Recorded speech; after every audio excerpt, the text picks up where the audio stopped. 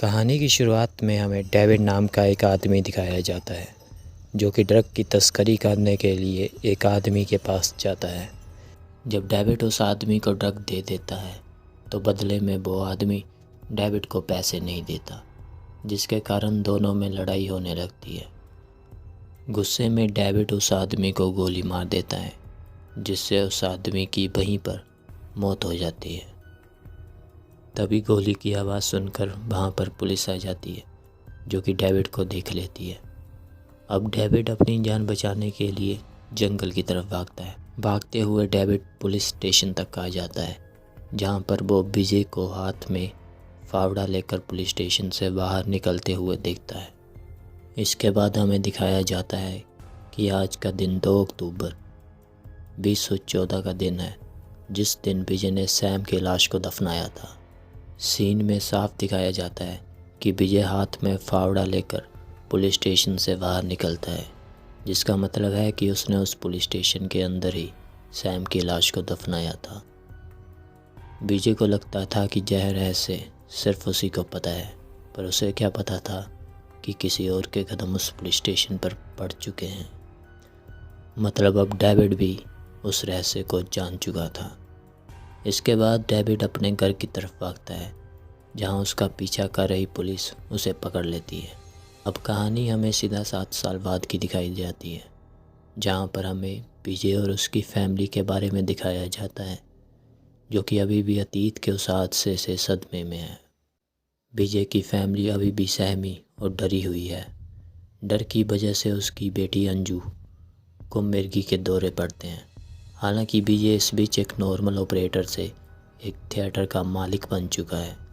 उसने अपने सपनों को पूरा कर लिया है और अब वह अपनी लिखी हुई कहानी पर फिल्म बनाने की तैयारी कर रहा है। इसके लिए वह शहर के जाने माने डायरेक्टर से मिलता है। डायरेक्टर से मुलाकात करने पर हमें पता चलता है कि विजय ने अपनी फिल्म की कहानी खुद लिखी है, पर वह अपनी फिल्म के क्लाइमैक्स से खुश नहीं है, इसलिए वह क्लाइमैक्स को दोबारा लिखने की बात करता है। इसके साथ ही हमें दिखाया जाता है कि उनके पड़ोस में शिव और जैनी नाम के हस्बैंड वाइफ रहा करते थे। शिव अक्सर जैनी को शराब पीकर मारा करता था। विजय की फैमिली के लाख समझाने पर भी शिव सुधरता नहीं था, लेकिन बाद में हमें पता चलता है कि यह दोनों असल में पुलिस वाले होते हैं, जो कि विजय की फैमिली पर नज़र रखने के लिए आए थे। अब हमें न्यू आईजी तरुण अहलावत को दिखाया जाता है, जो कि विजय के 7 साल पुराने केस को रीओपन करने वाले हैं। अब तरुण अहलावत विजय के केस की देखरेख कर रहे थे। वह हर हाल में विजय की फैमिली से सच उगलवाना चाहते थे। इसके लिए तरुण अहलावत ने अपने बेटे को विजय की छोटी बेटी अनु का स्कूल फ्रेंड बनाया, ताकि वह सैम के केस के बारे में कुछ जानकारी हासिल कर सके। अब मीरा देशमुख भी लंदन से वापस आ चुकी थी, जो तरुण अहलावत का साथ दे रही थी। अब यह सब साथ मिलकर विजय और उसकी फैमिली पर नज़र रख रहे थे। उन्हें लगता था कि यह सब विजय ने ही किया है, लेकिन उनके पास कोई खास सबूत नहीं था, इसलिए वह विजय और उसकी फैमिली की हर एक छोटी खबर रख रहे थे। हालांकि विजय का दिमाग इन सब से काफ़ी तेज़ था। उसने सैम की लाश कहाँ दफन की है, यह बात अपनी फैमिली को भी नहीं बताई थी। जब विजय की फैमिली विजय से इस बारे में पूछती है, तो विजय इस बारे में बात करने से साफ मना कर देता है। अब हमें दिखाया जाता है कि तरुण अहलावत अपने दिमाग का इस्तेमाल कर इस बात का पता कर लेता है कि विजय ने सैम की लाश को अपने घर से 45 किलोमीटर के रेडियस में ही दफनाया है। अब इस पर इन्वेस्टिगेट करने के लिए तरुण अहलावत इस बात का अनाउंसमेंट कर देता है कि जो भी विजय के खिलाफ एक सॉलिड सबूत लेकर आएगा, उसे 5 लाख रुपए दिए जाएंगे। अब इस बात के बारे में सब लोगों को पता चल जाता है। इसके बाद हमें दिखाया जाता है कि डेविड भी इस बात को सुन रहा होता है। दरअसल डेविड वही आदमी होता है जो कि विजय को 2 अक्टूबर की रात को हाथ में फावड़ा लेकर पुलिस स्टेशन में देख लेता है। जब वह इस बात के बारे में सुनता है कि पुलिस ने 5 लाख रुपए का इनाम रखा है, तो वह विजय के बारे में बताने के लिए आईजी तरुण अहलावत के पास चला जाता है। वहाँ डेविड बताता है कि उसे पता है कि विजय ने सैम की लाश को कहाँ दफनाया है, लेकिन डेविड पुलिस वालों से इस बात को बताने के बदले में 25 लाख रुपए मांगता है। अब पुलिस वालों को ना चाह कर भी डेविड की बात माननी पड़ती है। तब डेविड अरुण अहलावत को बताता है कि जहाँ पर आप खड़े हैं बीजे ने उसी पुलिस स्टेशन के अंदर सैम की लाश को दफनाया है। यह बात सुनकर सभी शौक हो जाते हैं। तब उन्हें पता चलता है कि इस पुलिस स्टेशन का निर्माण भी 7 साल पहले हुआ था। अब तरुण अहलावत बिना देरी किए मंजूरी लेकर पुलिस स्टेशन की खुदाई शुरू कर देता है। इस खुदाई के बारे में विजय को भी पता चल जाता है। यह देखकर विजय काफ़ी डर जाता है। उसे लगता है कि अब उसका सच सबके सामने आ जाएगा। वहाँ दूसरी तरफ खुदाई करने पर पुलिस वालों को उस बॉडी के कंकाल मिल जाते हैं। अब कंकाल मिलने पर पुलिस वाले विजय और उसकी फैमिली को पूछताछ के लिए पुलिस स्टेशन बुलाते हैं। वहाँ पर पुलिस वाले विजय को सब सच बताने के लिए बोलते हैं, लेकिन विजय कुछ भी बताने से साफ मना कर देता है। पुलिस वाले बताते हैं कि उस रात डेविड ने विजय को अपनी आंखों से देखा था, लेकिन विजय कहता है कि यह झूठ है, उसने किसी और को देखा होगा। अब यह देखकर तरुण अहलावत विजय की फैमिली पर टॉर्चर करने लगता है।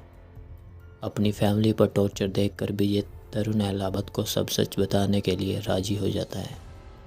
अब विजय की बात को रिकॉर्ड किया जाता है, जिसमें वह बताता है कि 2 अक्टूबर की रात को उसने काफ़ी शराब पी हुई थी और जब वह अपने घर गया तब उस पर अचानक किसी आदमी ने हमला कर दिया। अब विजय और उस आदमी में काफ़ी झड़प होती है और इस झड़प में विजय उस आदमी के सर पर सरिया मार देता है, जिससे वह आदमी वहीं मर जाता है। और इसके बाद उसने उस आदमी की लाश को चुपचाप पुलिस स्टेशन में दफना दिया था। विजय बताता है कि इस बारे में उसकी फैमिली को कुछ भी नहीं पता। इसमें विजय की फैमिली का कोई भी हाथ नहीं होता है। कन्फेशन में हमें पता चलता है कि विजय ने यह बात झूठ बोली होती है ताकि वह अपनी फैमिली को बचा सके। विजय अपनी फैमिली से बहुत प्यार करता था, इसलिए उसने अपनी फैमिली का इल्ज़ाम अपने सर पर ले लिया था। अगले दिन विजय को कोर्ट में सुनवाई के लिए पेश किया जाता है। दूसरी तरफ तरुण अहलावत और मीरा बात कर रहे होते हैं कि अब विजय को कोई नहीं बचा सकता, उसका सच सबके सामने आ जाएगा। वह बहुत खुश हो रहे होते हैं कि अब विजय का केस सॉल्व हो चुका है। तभी कहानी में ट्विस्ट आता है। शुरुआत में विजय जिस फिल्म डायरेक्टर से मिला था वह वहाँ पर आ जाता है। वह तरुण अहलावत को बताता है कि 2016 में विजय ने एक फ़िल्म बनाने के लिए उससे मुलाकात की थी। फिल्म की स्टोरी सब कुछ बहुत बढ़िया थी, लेकिन क्लाइमैक्स को दोबारा लिखने की बात हुई थी। तब तरुण अहलावत उसे स्टोरी के बारे में बताने को बोलता है। तब उन्हें पता चलता है कि यह स्टोरी असल में विजय की एक बायोपिक स्टोरी है। जो भी हकीकत में विजय के साथ हुआ वह सब उस स्टोरी में पहले ही विजय लिख चुका था और विजय ने अपनी स्टोरी की एक बुक भी पब्लिश की थी, जो कि उसी डायरेक्टर के नाम पर पब्लिश हुई थी। इससे पहले तरुण अहलावत कुछ समझ पाता, उसे गायतोंडे फ़ोन करके बताता है कि विजय कोर्ट में बताता है कि जो भी कन्फेशन रिकॉर्ड हुआ है वह सब पुलिस वालों ने विजय से ज़बरदस्ती बुलवा कर रिकॉर्ड किया है। विजय की वकील बताती है कि पुलिस वालों ने बहुत ही सोच समझकर विजय के साथ बदसलूकी की है और जो भी ज़बरदस्ती कन्फेशन रिकॉर्ड किया है वह सब कुछ एक पुस्तक से उठाया गया है, जो पुस्तक 2016 में पब्लिश्ड हो चुकी थी। अब इसी के साथ हमें पता चलता है कि जो स्केलेटन पुलिस स्टेशन में मिला है उसकी डीएनए रिपोर्ट के मुताबिक वह सैम का नहीं बल्कि किसी और आदमी का होता है। यह सुनकर सभी के पैरों तले ज़मीन खिसक जाती है। सभी सोच में पड़ जाते हैं कि आखिर यह कैसे हो सकता है। तभी तरुण अहलावत डायरेक्टर से स्टोरी के क्लाइमैक्स के बारे में पूछते हैं। तभी हमें फ्लैशबैक में दिखाया जाता है कि विजय को पता था कि एक दिन पुलिस वाले सैम की लाश को ढूंढ ही लेंगे, इसलिए वह सैम की लाश को दफनाने के बाद ही ऐसी बॉडी की तलाश में था जो बिल्कुल सैम की बॉडी की तरह दिखती हो और जिसकी उम्र 14 से 20 साल के बीच हो। तब विजय की मुलाकात चर्च में काम करने वाले एक आदमी से हुई थी, जो कि बॉडी दफनाने का काम किया करता था। विजय ने उस आदमी से दोस्ती की और उसकी फाइनेंशियल हेल्प भी की, जिससे उस आदमी और विजय में गहरी दोस्ती हो गई। इसके बाद उस आदमी ने किसी और लड़के का स्केलेटन विजय को दे दिया और इसके बाद विजय सैम के स्केलेटन के साथ उस लड़के के स्केलेटन को बदल देता है और सैम के स्केलेटन को जलाकर डिस्ट्रॉय कर देता है। इसलिए डीएनए रिपोर्ट में वह स्केलेटन मैच नहीं होता है। अब हमें दिखाया जाता है कि विजय के खिलाफ कोई सबूत ना होने के कारण कोर्ट विजय को पूरी तरह से बाइज्जत बरी कर देती है और इसी के साथ विजय एक बार फिर अपने तेज़ दिमाग का इस्तेमाल कर जीत जाता है। आखिर में हमें दिखाया जाता है कि तरुण अहलावत मीरा को केस बंद करने के लिए कहता है क्योंकि उसे लगता है कि विजय से जीत पाना नामुमकिन है।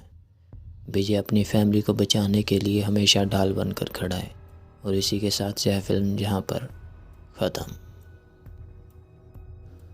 आई होप दृश्यम 2 मूवी की यह एक्सप्लेनेशन आपके पसंद आई होगी। लाइक और सब्सक्राइब जरूर करें। मिलते हैं अगले वीडियो में, तब तक के लिए। Okay.